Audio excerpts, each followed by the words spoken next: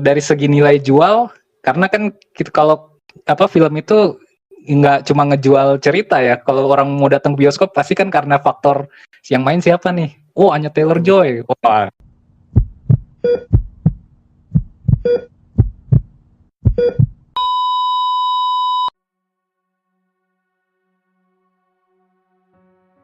Hey, selamat bergabung balik di channel BB69.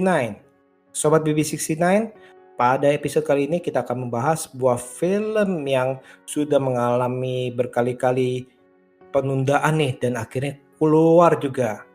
Nah, sebelumnya saya perkenalkan dahulu teman Kongko BB69 atau Teko BB69, yakni Mas Dian, admin dari WV Corner. Halo Mas Dian, apa kabar? Halo Mas Setiawan, alhamdulillah kabar baik ya. Oke. Sibuk apa nih sekarang? Ya biasalah, konten ya sambil aktivitas sehari-hari. Ya, seperti para kreator-kreator lainnya, termasuk BB69 ini kan ya cukup aktif juga nih kayaknya. Mas Dian boleh cerita sedikit gak mengenai IG-nya ataupun channel YouTube-nya? Oh ya, oke.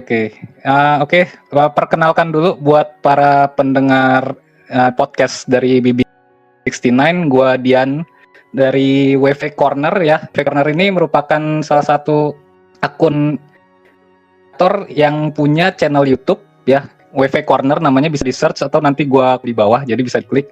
Dan juga kita punya akun Instagram namanya sama @wvcorner, isinya tentang kurang lebih sama film dan pop culture. Akun IG-nya bisa dicari dengan nama yang sama ya @wvcorner, dan kita juga sebenarnya punya akun TikTok, tapi sayangnya nggak diisi sampai sekarang. Nih akun ini benar-benar aktif nih ya kalau saya liatin ya. Enggak juga sih sebetulnya, karena targetnya sebenarnya tiap hari, tapi nggak bisa konsisten itu ternyata.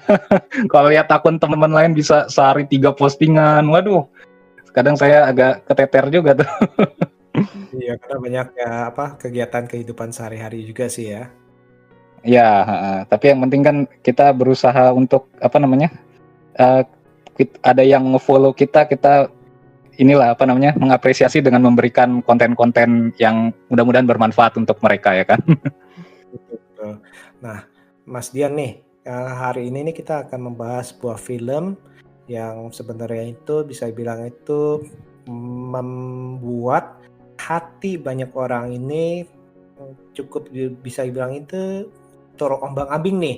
Yang pertama kali diumumkan, wah semangat sekali. Kemudian ditunda, terus dijalin lagi, ayo ya boleh deh nih kita sekarang nih tahun ini. Tiba-tiba ada Deadpool 2. Nggak jadi deh, takut nih.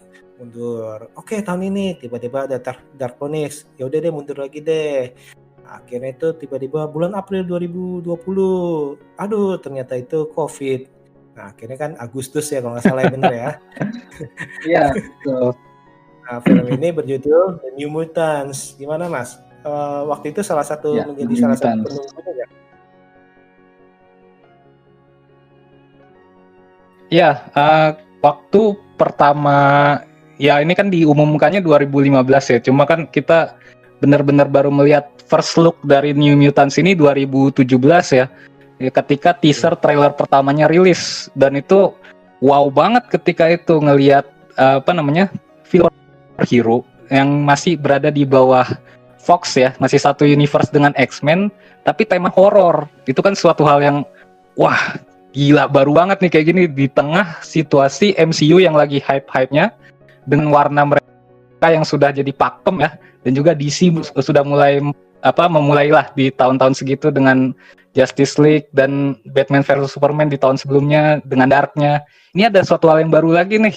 Dan tayangnya itu awalnya direncanakan 2018. Wah, saya mesti nonton hari pertama nih, udah rencananya gitulah, ibarat kata harus nonton di bioskop hari pertama, dan ternyata banyak halangan-halangan yang membuat film ini tertunda berkali-kali, 4 kali bahkan ya, dengan segala alasan yang tidak bisa dihindari oleh mereka lah gitu. Dan ya pada seperti kita tahu, mungkin kebanyakan pendengar di sini juga pasti udah nonton ya atau udah baca review lain, ya hasilnya demikian gitu dengan ringnya yang bahkan ngelihatnya aja udah, aduh masa begini sih gitu. Film yang teaser trailer keren banget gitu dulu pertama lihatnya gitu Mas.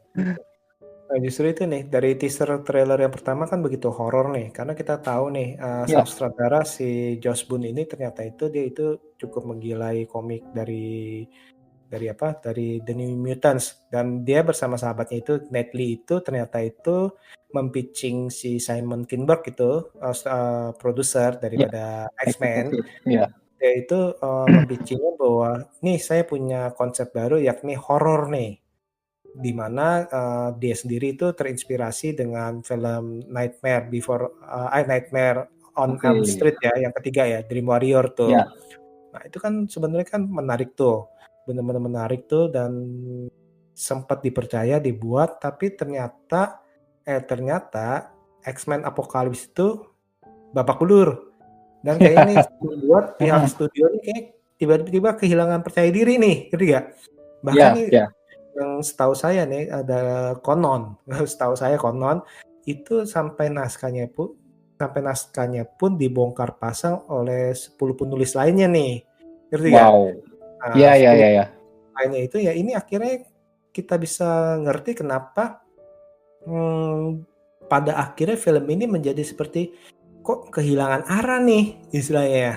Kok Iya betul. kehilangan kayak pelin-pelan lah kita ngomong. Ya bayangin aja tuh misalnya kalau ada beneran Mm-mm. 10 kepala tuh ditambah si Josh Boone dan Natalie-nya itu jadi 12 kepala, ya itu kan pasti kan bingung nih gimana nih. Nah, apalagi yang pertamanya tuh awalnya kan mau nyambung dari Apokalips tuh yang latar 80-an, tapi Ya, sekarang ini akhirnya itu karena Apokalips sudah dianggap hancur lebur, akhirnya dianggap ya udahlah kita buat ke dunia modern nih. Nah, itu sih yang cukup disayangin ya. Nah, tapi ini ya. kalau pas nonton Mm. film ini, dari Mas Dian sendiri nih, apa nih yang dirasakan? Oh, karena ini ya, menyambung tadi kita ngomongin film ini yang sampai ditunda kali-kali, otomatis ekspektasi kita ini makin lama makin rendah gitu, dan hype-nya kan makin hilang gitu, seiring dengan perkembangan film-film lain yang sudah menuai banyak sukses ya. Bagi tahun lalu ada Avengers Endgame yang luar biasa banget gitu, hype-nya satu Indonesia aja gila banget gitu. Gimana film New Mutants ini pada akhirnya semakin dilupakan gitu kan, seiring dengan uh, berjalannya waktu terus ditunda, dan ketika ada pandemi ini banyak film-film yang imbasnya tertunda lagi, dan apesnya adalah New Mutants ini ya bisa dibilang menjadi film yang paling kena sial gitu ketika bioskop itu tidak beroperasi selama berbulan-bulan. Ketika dia harus tayang, semakin merendah para fans dan juga penonton, termasuk saya sendiri gitu. Ketika film ini harus itu lagi, udahlah gitu, mending nonton yang lain, nonton series Netflix dan lain sebagainya, sampai pada akhirnya bulan Agustus diberitakan akhir Agustus tayang di bioskop Amerika. It's okay, kita belum kebagian, ya udah.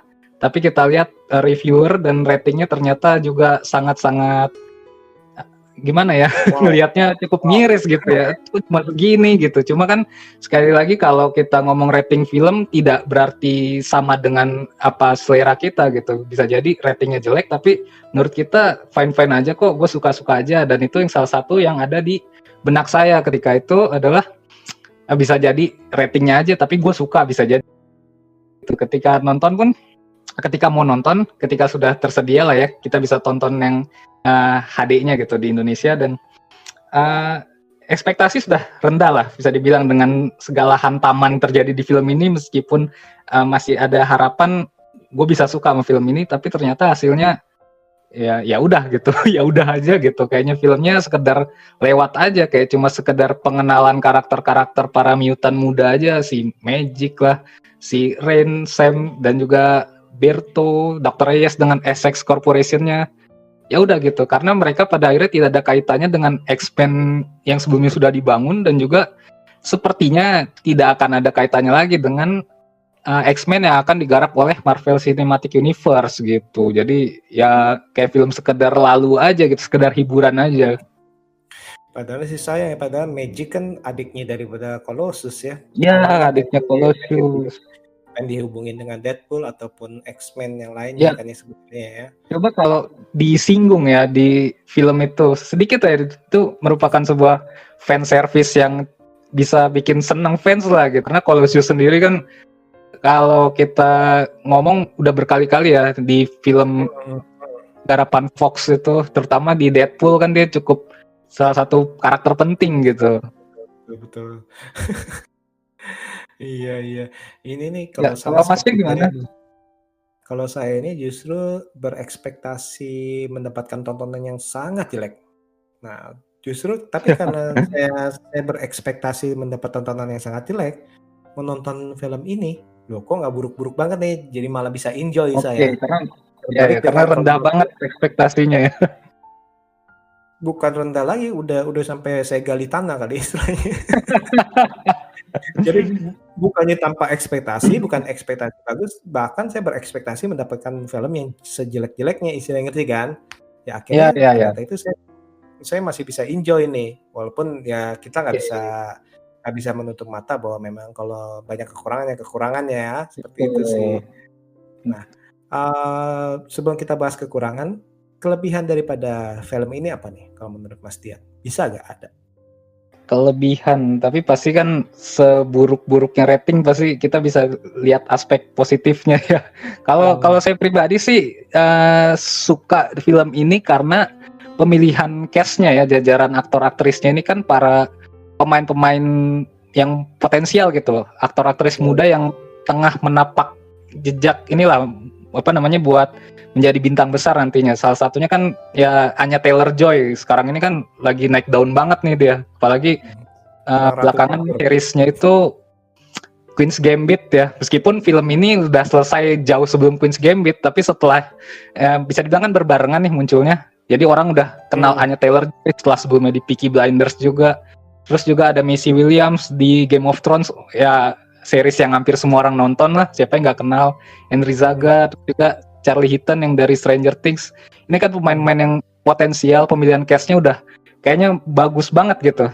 Cuma pada akhirnya karakter-karakter yang mereka perankan ini tidak meninggalkan kesan emosional yang kena gitu buat penontonnya. Agak disayangkannya kan di situ. Padahal dari segi nilai jual, karena kan kita kalau film itu nggak cuma ngejual cerita ya. Kalau orang mau datang ke bioskop pasti kan karena faktor yang main siapa nih? Oh, Anya Taylor-Joy. Wah, mau nonton lah gitu. Dan disitulah yang agak pada akhirnya menjadi sebuah kelebihan yang sedikit mengecewakan gitu.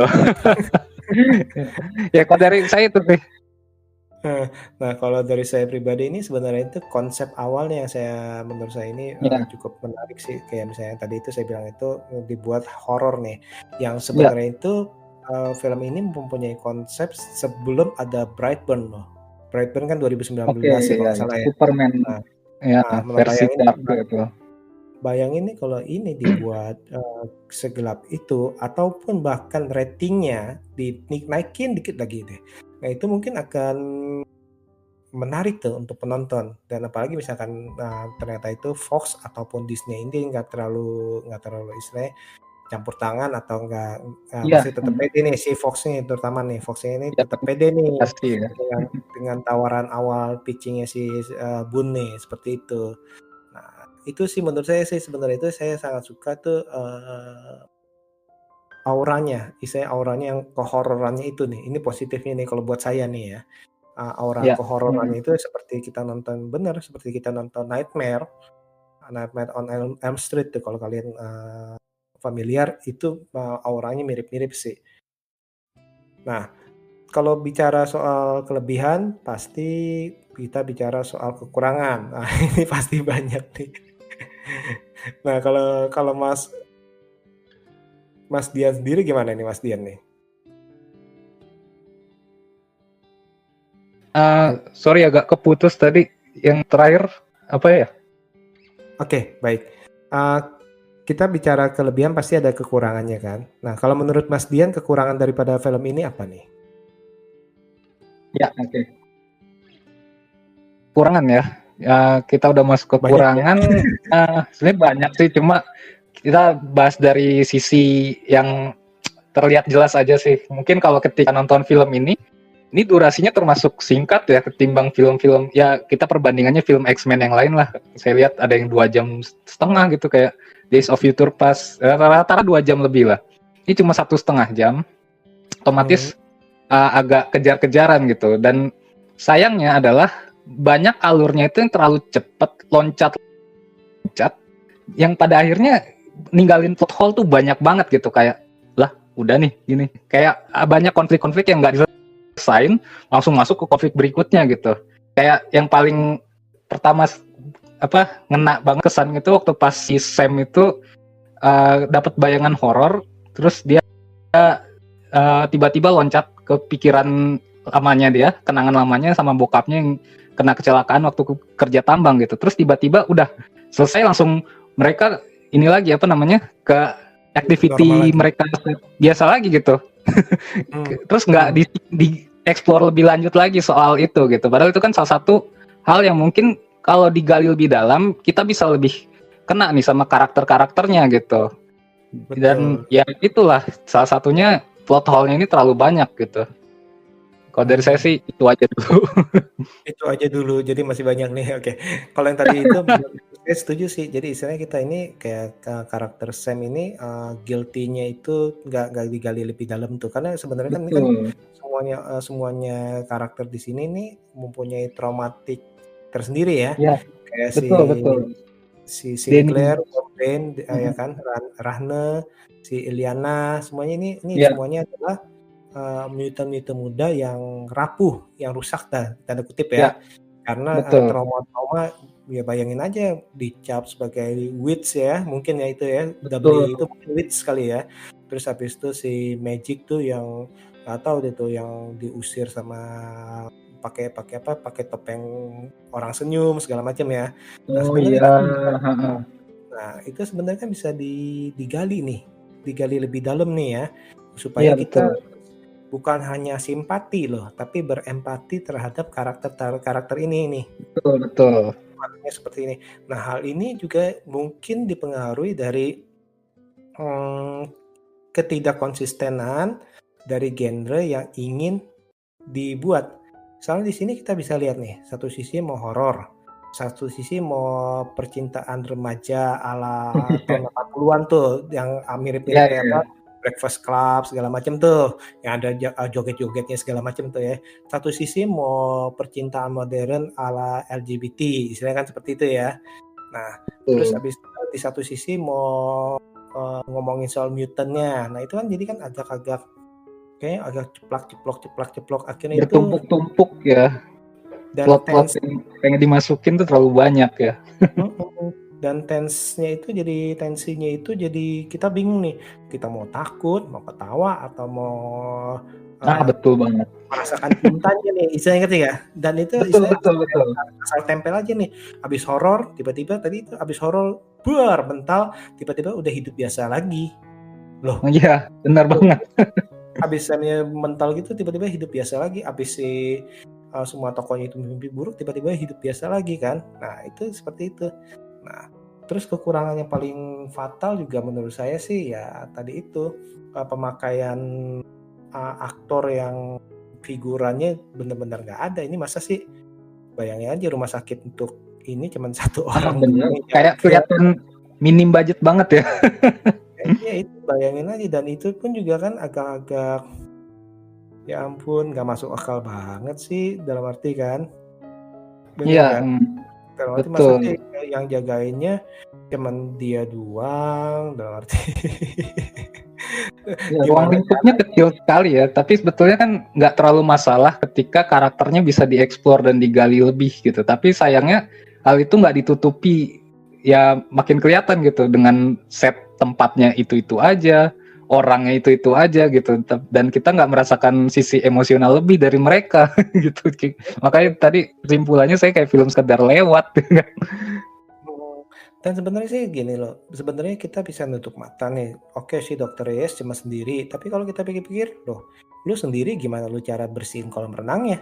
Gimana lu cara iya sih, kalau dipikir ya. Itu kan ketutup semua. Terus yang berikutnya apalagi adegan konyol itu kan ketutupnya itu kan dibuat oleh kekuatan daripada si Reyes kan, Iya, iya kan? Nah, betul. kan dia kan punya kekuatan untuk ada force field gitu kan.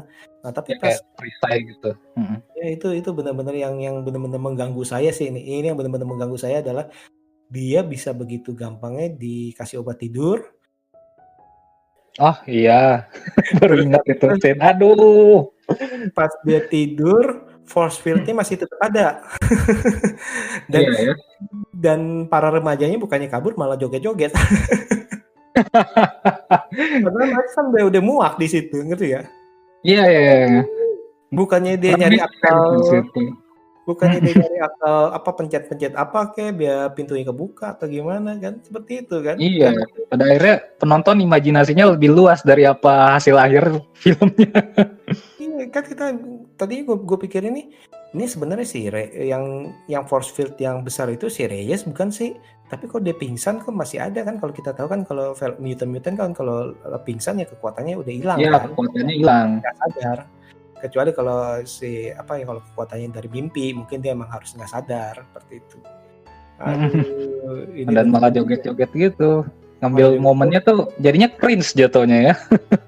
Iya, bener-bener cringe sih. Mungkin dia pengen mungkin kayak oh ini pengen kayak film 80-an tuh yang Detention, Umbrella Academy mungkin. Umbrella Academy. Terus belum lagi powernya si Magic tuh. Nggak nanti udah tahu dia bisa ke dimensi lain kok nggak bisa lewatin force field itu sih. Itu dia benar. Dan itu baru dimunculin di akhir lagi dia bisa buka portal. Nah, terus habis itu lucunya itu kabur buka portal balik-balik udah semangat tinggi. Itu kan agak-agak wow. Kan dia Build up ketakutan. karakternya ya. Iya, build up karakternya tuh agak gimana gitu ya. Perubahannya terlalu ya menurut saya sih benar-benar nggak rapi sih ya, benar-benar nggak rapi. Iya. Nah, terus di satu sisi jadi akhirnya saya punya kesimpulan nih, sehebat-hebatnya mutant apa kamu akan kalah dengan peristiwa traumatik kamu. Bayangin aja itu kan yang paling Oh konyol, iya, iya. yang menurut saya ini yang paling konyol nih, balik lagi ke si Magic nih atau si Anya Hmm. Taylor-Joy nih. Masa takut orang pakai topeng senyum nggak serem-serem gitu? Gitu ya? Iya, iya, iya. Lu dia punya kekuatan nih, tapi kita bilang, "Tapi kan dia kan trauma." Oke, ya, oke. Itu kalau dia ngomong, "Tapi kan dia trauma," udah gue nggak bisa ngomong apa-apa. Tapi kalau misalkan kalau si Maisie Williams, si Rahna ya, si Keren Rahna ya. kan, dia kan, sosoknya itu kan priest-nya kan udah sangar, codet-codet ya kan, terus bawa Iya. besi panas, ya itu menakutkan, ngerti nggak? Iya, Terus iya, iya. kayak misalkan kalau si Sam kan si Sam atau si itu siapa si Virtu. Fire tuh. Roberto si Sunspot Iya, kan sebelumnya kan orang kebakar ya siapa sih nggak takut ngerti ya. iya betul. Nah, tapi ini yang si Magic ini ya ampun lu udah di luaran lu paling sengak istilahnya kan. Paling senang, benar. Paling kayak so iye lah ibaratnya kan karakternya di build up-nya seperti itu. Dan paling bener sih paling badass sih Sama sih, saya pedangnya juga aja gitu sih. karena ketika melihat rating dan review Fast and Fantastic Four Ini ini. The New Mutants sudah sebenarnya kan mau dibuat trilogi kan? Ya, Udah buat ada trilogi masukan. tadinya. Aduh, Cuma padahal sayang nih. pengaruh juga dari akuisisi Fox ya dari Disney itu juga membuat karakter X-Men yang lainnya pun belum punya kepastian ya sebetulnya dari MCU-nya sendiri dari Kevin Feige-nya. Tapi sayangnya kelihatannya sih New Mutants ini melihat apa yang sudah disajikan dengan rating dan reviewnya agak sayang banget ya masa depannya ya mungkin nggak diteruskan gitu. Atau sebenarnya New Mutants kan banyak mutant-mutant yang bisa diambil tuh sebenarnya sih ya kalau kita lihat dari komiknya itu mungkin sih masih bisa tuh. Jadi sama kayak Guardian of Galaxy kan sebenarnya kan banyak tokoh-tokohnya Iya, tuh. betulnya belum semua diangkat. Suicide Squad kan banyak tokoh-tokohnya tuh. Akhirnya bisa bongkar pasang tuh. Nah, kembali ke Disney, kalau saya pribadi saya pribadi berharap banget kalaupun mau X-Men di Mutant kita ngomong bukan X-Men sorry, Mutant pengen diambil, saya sih benar-benar berharap ini si Kevin Feige ini ngambil toko-toko yang belum pernah dibuat. Oke, Karena, iya iya iya. soalnya bayangin kayak si Kevin Feige itu pas oke, kita ngomong MCU. MCU itu Ya, pas pertama kali ngangkat itu, Iron Man loh. Iron Man masa-masa itu masih terutama orang Asia, orang Indonesia itu nggak terlalu heboh loh, familiar. nggak terlalu Iya iya familiar, iya. nggak terlalu heboh loh, ya kan? Terus Betul. Captain America itu kalah populer sama, Spider-Man. Apa sih orang bawa Banget. perisai, Iya, loh, ya kan? Siapa yang kenal Captain betul. America? Terus Black Panther, siapa yang kenal Black Panther? Masih kita ngomong terus terang aja nih. Terus habis itu si tukang sulap, Doctor Strange. Siapa yang kenal nama Doctor Strange Betul. sebelum dalam arti kita ngomong gitu.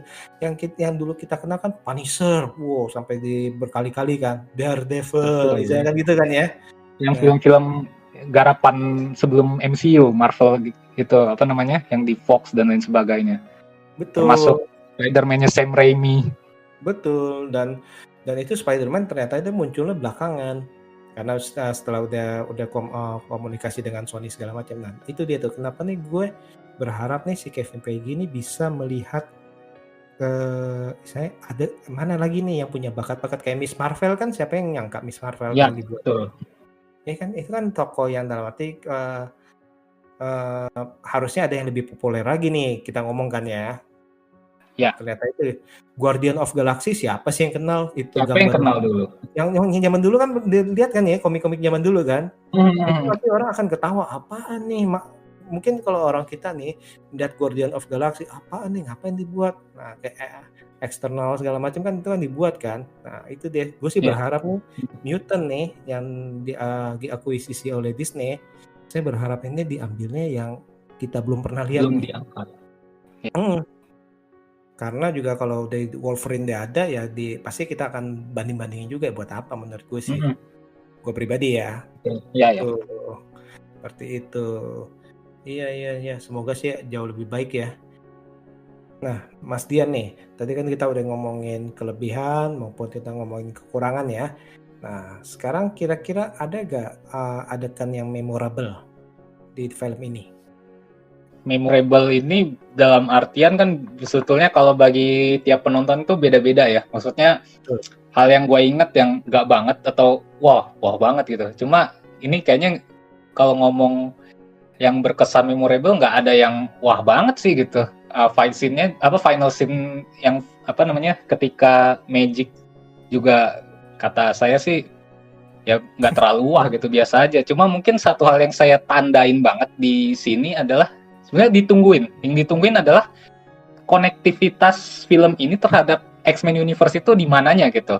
Terlepas dari Essex Corporation ya. Mungkin yang paling saya ingat adalah ketika mereka lagi ngumpul, terus kita nanti masa depannya mau kemana nih gitu. Mereka ngomongin gitu dan si Roberto ya kalau nggak salah dia menirukan gaya dari Profesor X gitu. Dari situ kan berarti mereka mereka kenal X-Men gitu. Setidaknya dunia X-Men itu eksis di sini gitu. Meskipun kita tahu lah, tapi yang jadi pertama nonton film ini kan nih posisi mereka ini di mana gitu, dan itu sedikit memberikan secerca harapan meskipun pada akhirnya nggak ada kelanjutannya tuh dari sana gitu ya. Mungkin yang saya memorable dan punya ekspektasi ya di situ gitu ketika film ini konektivitasnya di mana gitu. Kayak kalau ngomong Deadpool 2 ketika ada Quicksilver dan juga Profesor X kelihatan kan wah banget waktu itu. Itu salah satu harapannya kan di situ. Betul betul betul. Pas Iya. waktu buka pintu tutup pintu ya. Nah, itu kan memorable banget kan gitu. Harapannya kan adalah sesuatu Easter egg di mana gitu. Ternyata gitu doang. Kayaknya nggak ada Easter egg ya. Kalau Iya, dilihat-lihat pasti nggak entah itu ada loh. satu pajangan atau satu apalah baju atau apa kayaknya nggak ada ya. Minimal ya di Deadpool sudah cukup banyak gitu dengan rumah apa Charles Xavier School-nya aja dieksplorasi gitu. Tapi ini New Mutants ini kayak kelihatan apa ya budgetnya mentok-mentok banget gitu apa. Kan Cuma itu doang lumayan lah. singgung Profesor X doang. Kalau budget sih sebenarnya sih banyak ya kayaknya sih masih Nggak, nggak iya, iya. dikit-dikit banget sih setahu gue ya. Hmm. Itu. Tapi pada hasil akhirnya ya serba kentang ya, serba tanggung gitu. Jadi terutama sih itu tadi ya, karena harapan ketika nonton film ini adalah kita terbiasa dalam 10 tahun terakhir ini kalau nonton film Marvel itu adalah konektivitasnya, entah itu dari MCU atau dari Fox sendiri, ya kan. Deadpool aja bahkan yang bisa dibilang berdiri sendiri masih punya konektivitas gitu sama dunia X-Men. Ketika disajikan suatu hal yang baru dengan New Mutants ini, pasti kan bertanya-tanya juga, ini kaitannya sama cerita yang mana nih? Atau nyambung ke masa depan mungkin kan waktu pas sudah diakuisisi sama Disney, terus ada kalau nggak salah sempat ada berita mau syuting ulang, nggak tahu benar atau enggak. Sebenarnya benar gitu. Benar ya. Dan itu ada teori yang menyebut kalau adegan syuting tambahannya itu adalah untuk memasukkan unsur MCU di dalamnya. Jadi kayak film ini jadi penghubung antara X-Men Universe dengan MCU. Ternyata nggak ada juga. Jadi ya serba salah juga nih film. Ya pada akhirnya kembali hanya sekedar film pengenalan karakter-karakter New Mutant saja, mutant muda ini, ya udah nggak lebih gitu. Dari sesi itulah. Nah, Mas Dian, kira-kira nih ada pesan untuk Sobat BB69 nggak untuk mengenai film ini? Apa pesan untuk para pendengar podcast BB69? Ya sebetulnya untuk secara general aja sih kalau ngomongin film New Mutants ini. Kata gue sih ya kalau mau nonton ya nonton aja gitu, karena ini kan merupakan film yang sebetulnya bagian di X-Men Universe ya, garapan Fox, meskipun hampir tidak memperlihatkan sama sekali konektivitasnya gitu, terutama untuk kalian fans Marvel yang juga ngikutin dunia X-Men ya nggak 20 tahun sebelum akhirnya diakuisisi Disney Fox-nya. Untuk pengenalan karakter lah, untuk sekedar melihat bagaimana kalau yang sudah kenal dengan New Mutants ini dari versi komik gitu, diangkat ke versi live action itu kayak gimana sih dengan mereka para jajaran cast yang cukup tempatkan ekspektasi. Ingat aja film Fantas Fox pernah membuat film ya gue pribadi masih bisa nikmatin kok. Jadi silakan aja kalau yang mau nonton gitu, dan kita ibarat kata sebagai penonton Marvel yang pasti dengerin podcast ini pasti nontonin Marvel juga ya, kita tunggu aja kelanjutan. Mudah nanti ada masa depan yang lebih jelas buat para X-Men yang. Oke deh, saya rasa sekian dulu nih episode kali ini. Nah, sebelumnya saya berterima kasih untuk Mas Dian karena mau jadi teman kongko BB69. Jangan bosan-bosannya ya. Udah kita berkolaborasi, boleh juga. Dan jangan kapok-kapoknya ya, karena ini sinyalnya lagi benar-benar parah nih. Iya. Ya salah satu kendala di hari ini, tapi mudah-mudahan next kalau saya berkolaborasi lagi, berkesempatan bisa kita ngobrol lebih banyak lagi. Saya tunggu nih. Jangan-jangan nih efek kutukan daripada film ini ya.